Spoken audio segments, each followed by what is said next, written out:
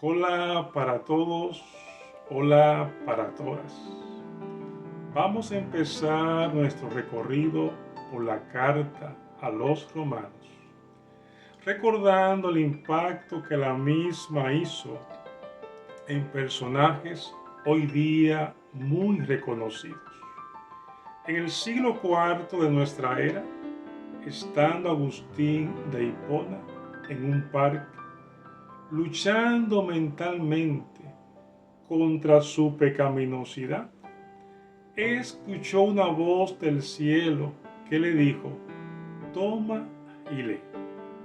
Lo que Agustín leyó fue el capítulo 13 de la carta de los romanos. A partir de esa lectura, la vida de Agustín de Hipona cambió definitivamente. Se convirtió en una persona o en la persona que él quería ser. En el siglo XVI, Martín Lutero, poniendo en duda el amor de Dios para con él, y más aún pensando que Dios le odiaba, después de leer el capítulo 1 de la carta a los romanos, cambió de parecer. En el siglo XVIII, John Wesley, después que escuchó el prefacio de un libro escrito por Martín Lutero sobre la carta a los romanos, él expresó que sintió en su pecho un ardor o un fuego. Dicho fuego provocó el avivamiento metodista en su momento. La carta a los romanos fue escrita aproximadamente en el año 57 de nuestra era, desde la ciudad de Corinto. Cabe recordar que la misma fue dirigida a los cristianos que vivían en la capital del imperio, en el lugar donde predominaba el poder político, el poder económico y también el paganismo. El estudio de esta ocasión lo hemos dividido en tres partes.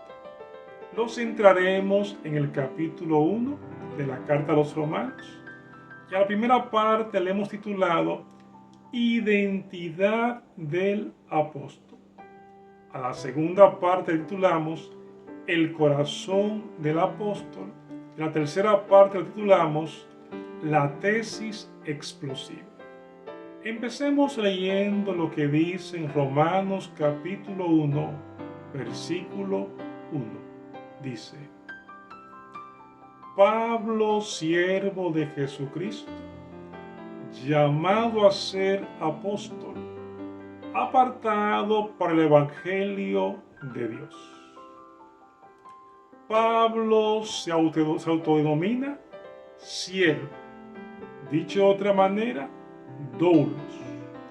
La palabra doulos traducida al español es esclavo. Para ese entonces al emperador romano, en este caso a Nerón, le llamaban Kyrios o Señor.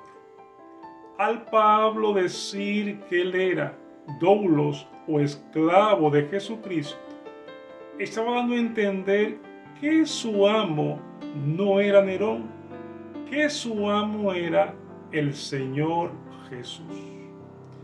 Cuando Pablo resalta el hecho del Evangelio, también estaba destacando que él mismo no se refería a algo nuevo, porque ya se hablaba del Evangelio en el Pentateuco, en los profetas y también en los escritos.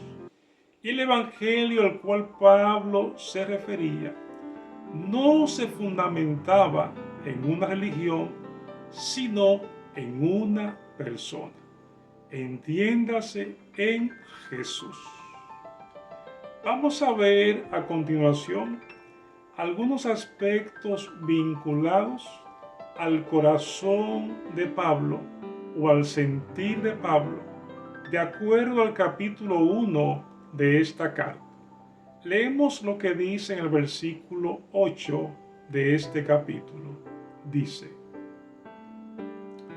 primeramente doy gracias a mi Dios, mediante Jesucristo, con respecto a todos vosotros. El apóstol Pablo refleja su sensibilidad para con los cristianos que vivían en la ciudad de Roma. La fe de estos cristianos se había vuelto popular debido a que ellos, a pesar de las presiones que recibían y a pesar de vivir donde predominaba el paganismo, se mantenían fieles al Señor. Y su fidelidad había trascendido la capital del Imperio Romano. Como sabemos, el apóstol Pablo sentía el deseo y la necesidad de ir a Roma.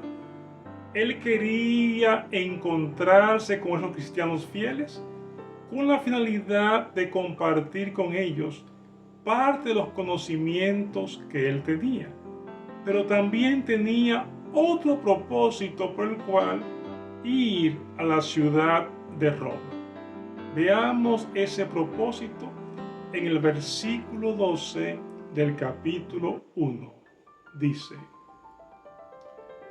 para ser mutuamente confortados por la fe que nos es común a vosotros y a mí. El apóstol, además de querer ir a Roma con la intención de compartir con los integrantes de la iglesia los conocimientos que él tenía sobre Jesús, él entendía que ellos podían consolarle a él y él podía consolarle a ellos. Es indiscutible que como cristianos y cristianas no podemos mantenernos firmes sin el apoyo de los demás.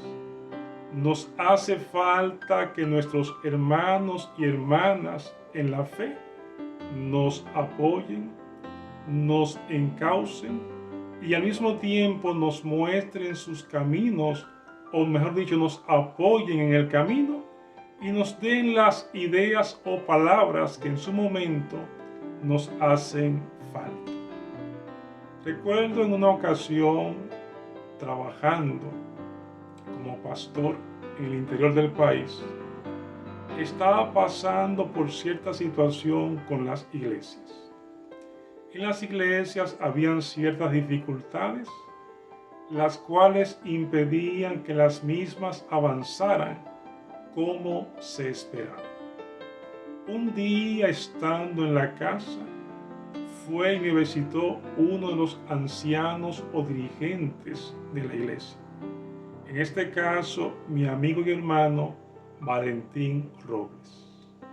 Él fue a la casa a visitar y empezamos a conversar sobre diferentes aspectos.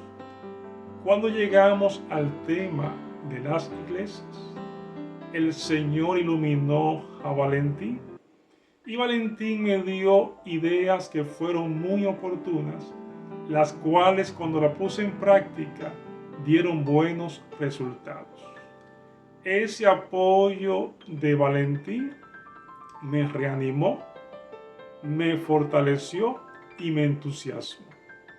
Por eso es bueno destacar que como cristianos y cristianas debemos apoyarnos, debemos buscarnos, debemos consolarnos, de forma tal que juntos podamos seguir caminando por este hermoso camino. Veamos ahora entonces algunos aspectos vinculados a la tesis explosiva que está contenida en este capítulo 1 de la carta a los Romanos. Leemos el versículo 16.